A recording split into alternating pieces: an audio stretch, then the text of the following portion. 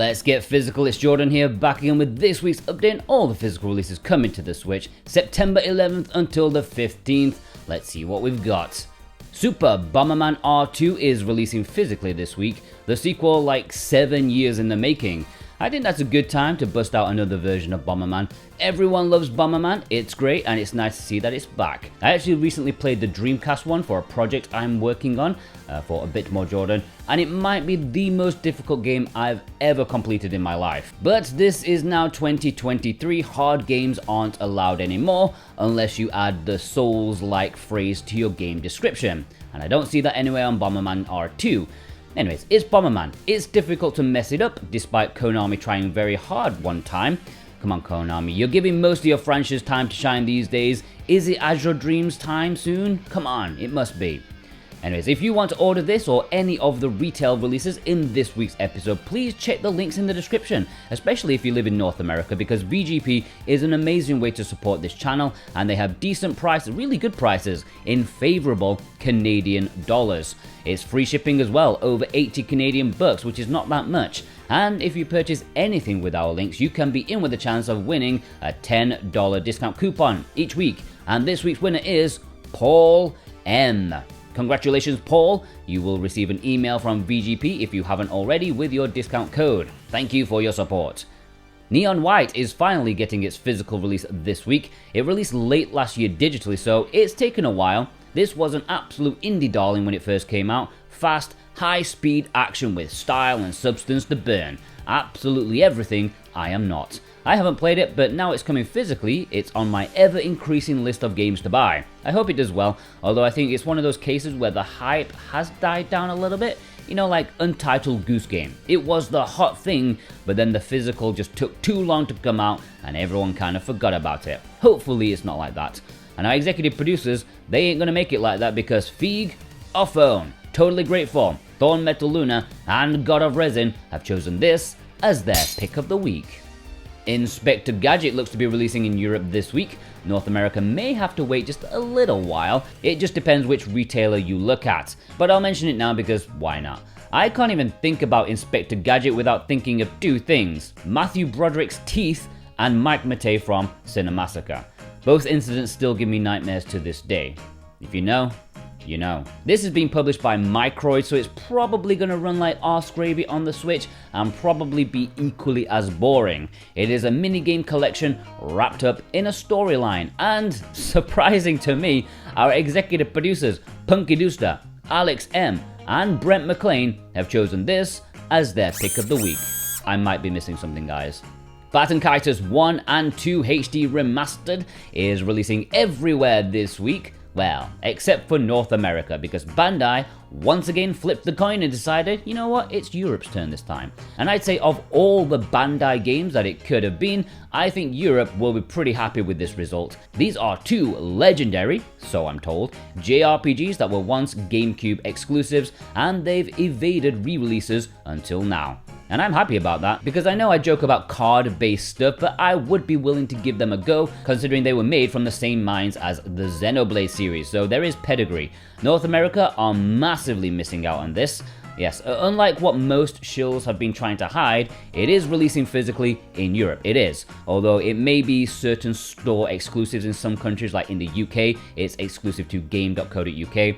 It's also releasing physically in Japan and Asia, with English, of course, and if you want to order either of those two releases, I'd massively appreciate that. I know you may prefer the European version if you want like English cover and stuff, but yeah, consider supporting us with the links in the description and our discount code SWTV23. And our executive producers, Parsnip Coffee, JCross7776, Jennifer M, They, Robotech, Dane Wilkinson, and Issa have chosen this as their pick of the week.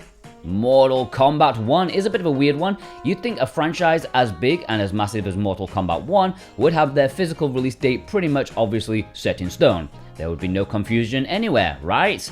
Well, someone on their marketing team kind of ballsed up a little, because the premium edition is releasing this week and the normal version is releasing next week. At least I think that's the case, because some are offering the normal version this week, and it's all a bit of nonsense. But I suppose we're debating over nothing since it's probably not all on the cartridge, right? I mean, there's no warning on the box, which is weird, but just like NBA last week, the precedent has been set by the previous releases. I am guessing a download is required, but let me know if you do pick it up, what is the download size if there is one?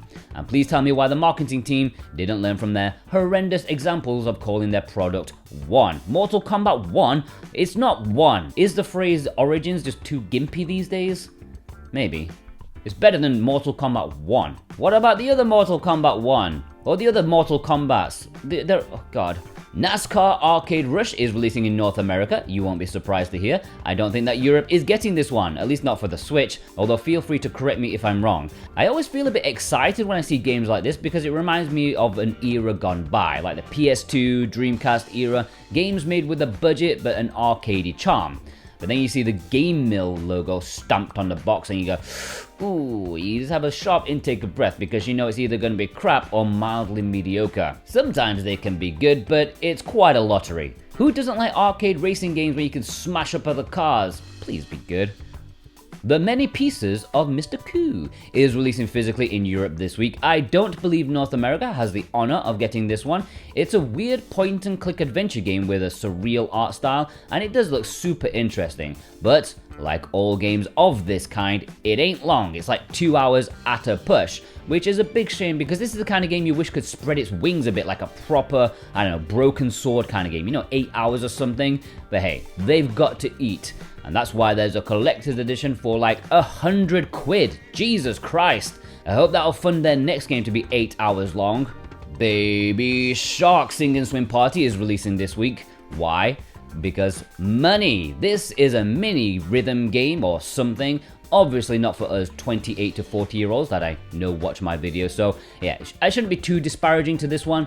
Dance with industry legends such as Mommy Shark, Grandpa Shark, Uncle who's locked up in jail and we don't really want to talk about Shark. He always had that weird look in his eyes. The only thing I take umbrage to is the store description. They've gone for the puns, and they put a mature rated horror film reference in there twice. Good on them. A quick mention to a couple of games. Firstly, Blasphemous 2, releasing physically in North America this week, which is certainly good news for a lot of people. The wait has probably been quite painful, just like the game itself. Apparently also, VGP are going to be carrying some collector's editions of this as well, but I don't remember that existing, but yeah, maybe it'll be there, or just wait for more details. I don't know, I just heard something about that. Redemption Reapers is releasing at retail in Europe this week. Remember, this was once an import exclusive for a short period of time before limited run took pre-orders a while back for the North American version, and now retail in Europe. It's a strategy RPG. Alright, The Low Prince, Double D Collection, Cosmo Dreamer, and Like Dreamer. Oh right, I mean, look at that artwork. Suddenly I have an urge to go zorbing. This looks ridiculous, and that's because, well, they need to sell the game in a crowded market.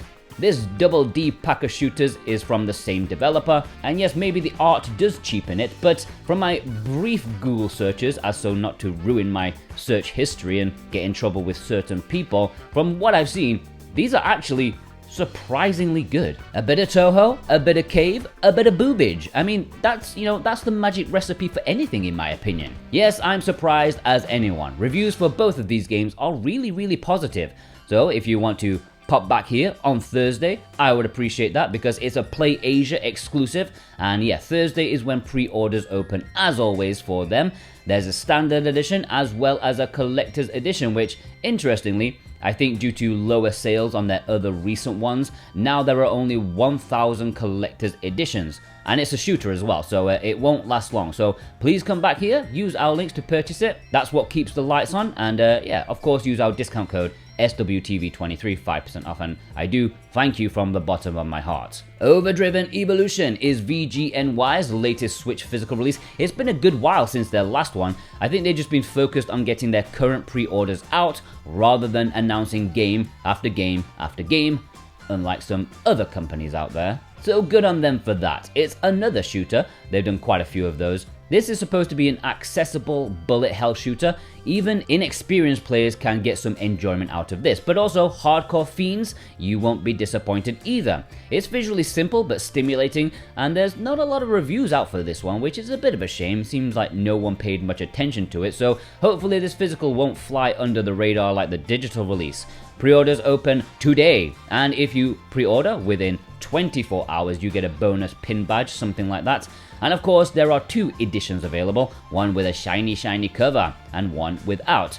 VGNYsoft.com, and our executive producer Instacritic has chosen this as his pick of the week. Outbreak Collection Part 2 is Limited Run's first release this week, and it's their 3rd attempt at trying to sell an Outbreak game that no one really wants. It's 2 horror games in one, Outbreak and Lost Hope. I think we've all lost hope at this point.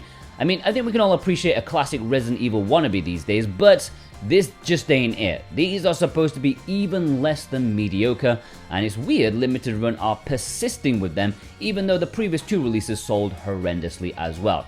You know, in 3,000 years, I think archaeologists are going to be digging in a place formerly known as North Carolina, and they'll just find a warehouse filled with 15,000 Outbreak games. And with scientific study and, careful analysis, I think they'll come to the conclusion that in fact we were fucked. Gargoyles Remastered is going up for pre-order right now, I think. This is Limited Run's 2nd release this week, and it is a remake of a supposed classic, although that's probably pushing it.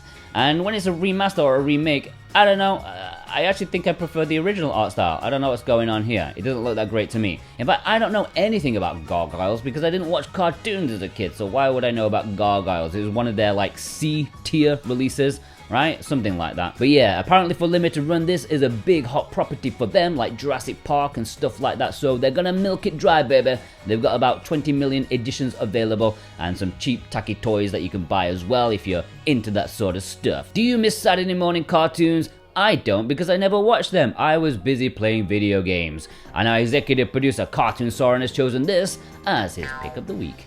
Alright, it's the import section. There's only one big one this week, and if you want to buy it, of course, please check the links below. And it is Mugen Souls Z. That's the only big one this week, unless you count PlayAsia's other exclusive that I already mentioned. But this is actually releasing this week. It's been dispatched this week to coincide with the digital release. This is a sequel to Mugen Souls that I reviewed, and I might review this, it just depends on time. But essentially, if you want the little digest, it's essentially more of the same. If you enjoyed the first one, you'll probably enjoy this one too. Just like the previous port, this version is supposedly uncensored compared to the original PS3 release, which NIS America originally took some things out to make it actually sellable back then. I don't think they were allowed to sell it with a certain amount of stuff in it. But yeah, here you can massage the girls all you like in all their non-clothed glory, at least mostly. Oh yeah, and there's a decently made JRPG in here somewhere as well if you get past all the guffage story. There is a standard edition as well as a collector's edition that's still available, surprised about that. And our executive producer Ozgolo has chosen this as his pick of the week. Japan is also getting these releases. One has English, we have it already. 2 do not have English, and we already have kind of one of them already, but whatever. Alright, the community spotlight. Crestalac sent in this photo showing off some of these games. The Golden Edition of Rune Factory 3 and God Wars. Both VGP and PlayAsia still have some copies left of that final reprint. Remember, NIS America don't have the rights to the game anymore, so they did one final hurrah before they couldn't do it anymore. Executive producer Cartoon Soren sent in this picture showing off a lot of limited run. In fact, completely limited run. I wonder which one was holding up this order. Executive producer Vei, my man in Japan, picked up these 2. Japan finally got the release of Remnant, and he got in the limited run collector's edition of Anno Mutation. Amazing game, awful name. Executive producer Precision Plague sent in this photo picking up one of the most obscure European non-English releases, Koh-Lanta. I mean, it probably does have English, but they just didn't release it in the UK with an English cover. Tap and then Nap sent in this photo showing off much Rune Factory. I actually recently picked up Rune Factory 4 because it was going for cheap on PlayAsia, I think it was like 23 bucks or something, and I thought, why not? I won't have the time to play it, but I love the game, so why not give it some support? Executive producer Jennifer M picked up these, living up her picks of the week from previous weeks. Process of Elimination basically came and went without anyone saying anything about it, which is a pity because it's an interesting game, not their usual type of release. SwitchWatch sent in this photo showing off 3 releases. I actually really like the font on the Sensors game cover. I just wish it was shiny though. That would be peak. Crit Cat sent in this photo of Chaos Child getting the Steambox edition just in time for the other game in the Science Adventure series, Anonymous Code, which released last week. I also believe that got a Steambox edition as well for like the day 1. Radio to Rancid sent in this photo showing off another super obscure mainland European import release. What am I talking about? I'm just kind of crazy right now. It's 8 o'clock in the morning. Why am I recording this at 8 o'clock in the morning? Crazy. Anyway, what am I talking about? Is it good? I don't know. I'm not sure why it's got a dead princess on the cover. Philip M sent in this photo showing off the Korean release of Kirby's Dream Buffet. Now, don't panic, Switch collectors, because this is just a code in a box BS. Still kind of cool though, nonetheless. I don't think anywhere else got this. It's a cute game, and if you've got stomach to get through my 6-hour Kirby marathon, then you'll find out why it's pretty cute. Shane L sent in this picture showing off Under Night, the fighting game that no one can actually say. It's as though they don't want you to buy it. Executive producer Instacritic sent in this photo showing off The Legend of Bumbo. No idea why Nicholas want to make this release so obscure as possible. Like, they don't want you to buy that one either. Alright, let's have a roundup. Bunny Bear, Lunar Dragon, That Potato Main, Mickey McFlynn, Diesel JT, Elissa, Starvey, McLaren, Needless Dragon, Retro Yoshi, Joshua B, Andrew R, JB in my knots. Alright, please send me your pictures on Twitter, DM me, okay? So what about game? That's my Twitter handle. Is it Twitter? Or should I say X now? I don't know what the protocol is. I'll say Twitter because I'm used to it. We have an email address, switchwatchspotlight@gmail.com, and our Discord, the server link is below. Send it in the submission section. Only send me 1 picture per week, okay? Alright, special thanks as always to my executive producers, our executive producers, not my channel, Dane Wilkinson, God of Resin, Boombox, Brent McLean, Santa Tartaruga, Alexander Kato, JCross7776, Punky Dooster, Cartoon Star, Robotech, Z, Raven Knight, Fawn Metaluna, Parsnip Coffee, Isa, Bay, Mental Traveler, Aphone, Jennifer M, Instacritic, Precision Play, Karacha, Ozgolo, Totally Grateful, Alex M, and Fee, plus you. Yeah, you watching right now. If you watched all the way through, please leave me a shark emoji in honor of Baby Shark releasing this week, and Uncle Shark who's, doing 20 years.